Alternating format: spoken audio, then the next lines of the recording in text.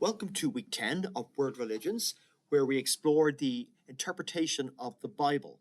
So, this is relevant to Christianity, of course, but also Judaism, the Hebrew Bible, and the Christian New Testament. How should it be interpreted?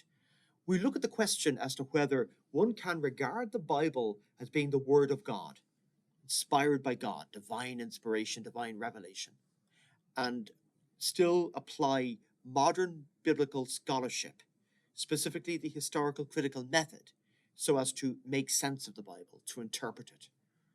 How do we look at passages that talk about talking snakes, talk about events that just do not seem to be possible if interpreted literally? They seem to contradict the laws of nature, the laws of science as we know them. Are we supposed to take them at face value? How are we supposed to interpret moral injunctions in the Bible that seem to be unethical by our standards? And thou shalt not suffer a witch to live, or adulteresses must be stoned. Again, this is an interpretation of passages of the Bible, and if they're taken at face value, well, that's going to pose problems. How do we make sense of it? The discussion post will ask you this question: can you interpret the Bible as being the Word of God and also apply modern critical scholarship methods to interpreting the Bible? So this will involve looking at how the Bible is comprised of different genres. It's not the case that every book of the Bible is the same kind of writing, and why would we interpret different kinds of writing as though they're all the same kind? It's not like the Bible is all history, or all poetry, or all moral laws, or apocalyptic writing. It includes a whole lot of these genres, and it would seem to make sense from a literary point of view that you read a text in light of the kind of writing it is. I mean, we don't read comedy as though we think it's the news, and we don't read poetry as though it is science. My love is like a red, red rose, wrote the Scottish poet Robbie Burns. I don't think he was asserting that the object of his romantic affections was a form of plant life. I mean, we can speak truths through metaphorical language and symbolism, and all assertions are not empirically true in the scientific sense of hard sciences. So the Bible asserts truth and meaning through lots of different genres, that is, different styles of writing, and conveys different kinds of truth. Surely not all truth is, as I say, hard scientific truth. Is genocide wrong? And if it is, can you prove that in a laboratory setting? Is there an empirical proof for that?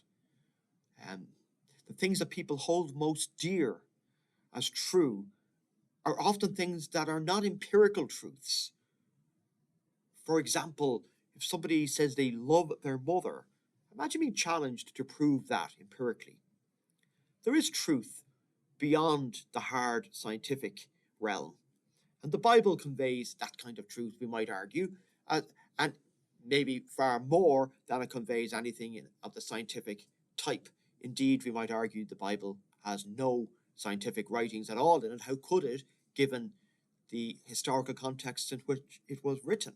So all of this is of great importance in interpreting the Bible. We're not reading a science book. Often we're not reading history, at least not history in the modern sense.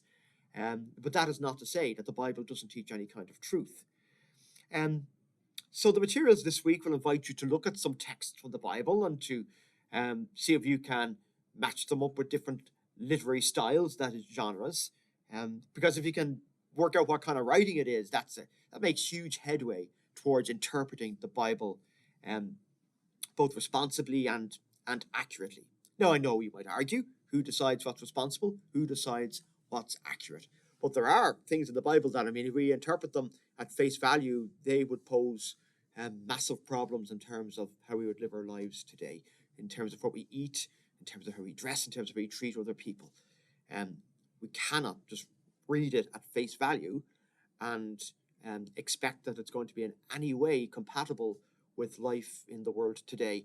And indeed, it might be argued that the people who interpret it most literalistically at face value are not only religious extremists, maybe even more so, it's atheistic perspectives that want to discredit the Bible. They'll ridicule it by saying, well, look, people who read this stuff believe in everything from talking donkeys to talking snakes. It's clearly for the birds. However, is that how people of faith necessarily interpret these narratives? So that's the guts of this week's material. And the discussion post will ask you, do you think it's compatible with belief in the Bible being inspired by God to adopt the methods of modern biblical scholarship? And come out of that from any perspective. You can come at that from a perspective of faith, whether it's a faith that sees the Bible as the Word of God or some other faith. And feel free, of course, to apply this also to other sacred texts as well as the Bible in your response. It would be fascinating to hear how other sacred texts could be interpreted according to modern critical methods, and would that mean they can still be also regarded as the Word of God? It might be argued that, depending what you mean by God, but if by God you mean the reason that there's something instead of nothing, the ocean of all being, well then, could it be argued that the insights and techniques that humanity has developed in order to read sacred texts are all infused with God's presence? God is present in the whole thing, not just in the antiquity, not just in the ancient manuscripts, but God can work through us and through our intelligence and through our sincere efforts to interpret sacred texts. Could all of that be, in a sense, inspired? But also feel free to answer from a more agnostic or atheistic or cynical point of view. That's absolutely valid too.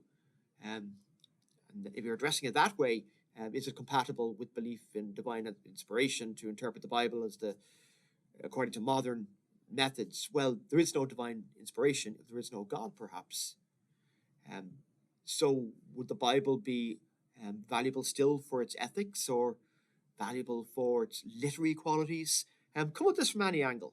It would be absolutely enthralling to see how you respond to this question about the compatibility between believing that the Bible is the Word of God, maybe the Word of God in human words, it might be said, and believing that it's important to use the insights from literary scholarship, historical insights, anthropology and linguistics to aid and support our interpretation of these ancient texts.